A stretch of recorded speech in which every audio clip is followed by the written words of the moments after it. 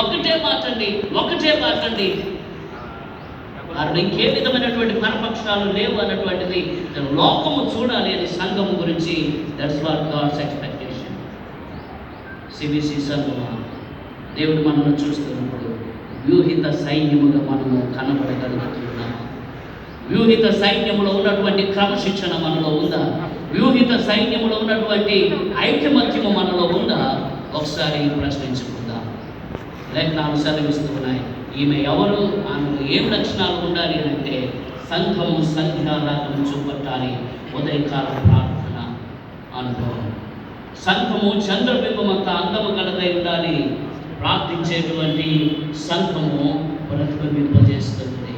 నువ్వు క్రీస్తులో ఇతరులకు వెలుగును చూపించగలుగుతావు. సూర్యుని అంత స్వచ్ఛత కలిగినటువంటిది పరిశుద్ధ జీవితము మత్సైనను ముడతైనను కలంకమైనటువంటి లేనిదిగా సంఘము ఉండాలి. వ్యూహిత సైన్యము క్రమశిక్షణ, డిసిప్లైన్ అన్నటువంటిది సంఘములో ఉండాలి. ఫైనల్గా 5వది భీకర రూపిణి. ఎవరంట సంఘం? సంఘాన్ని చూస్తే భయపడాలి. భీకర రూపిణి. ఈ మాట బైబిల్ గ్రంథంలో రాయబడింది అనంటే you should be something different from the world. సంఘమా, నీవు దేవుని గురించి నీవు ఈ లోకంలో ఒక రిప్రజెంట్గా ఉంటున్నప్పుడు, ఆయన ప్రేమను చూపిస్తున్నప్పుడు, ఆయన పరిశుద్ధతను చూపిస్తున్నప్పుడు, ఆయన లక్షణాలను నీలో ప్రతిబింబింపజేస్తున్నప్పుడు నీ యొక్క రూపం ఎలా ఉండాలి అంటే భీకర రూపిణి అనంటే ఎదుటివాడు చూస్తే జరుచుకోవడం కాదు, ఎదుటివాడు చూస్తే భయపడిపోయి తలపుకొని వెళ్ళిపోవడం కాదు. ఇలా చిన్నప్పుడు పిల్లలకు ఏదైనా అల్లరి చేస్తూ ఉన్నారనుకోండి, అదుగు కూర్చోడు వస్తున్నాడు అనంటే వాడు కూర్చోడంటే భయపడతాడు. అదుగు దెయ్యం వస్తుంది అనంటే వాడు భయపడతాడు. గేటుకు పెట్టినటువంటి ఆ తల బొమ్మను కనుక చూపిస్తే చాలామంది పిల్లలు భయపడతారు. ఆ రీతిగా భయపడటం గురించి మాట్లాడటం లేదు, కానీ నిన్ను చూడగానే ఒక రెస్పెక్ట్, ఒక గౌరవముతో కూడినటువంటి భయం రావాలి.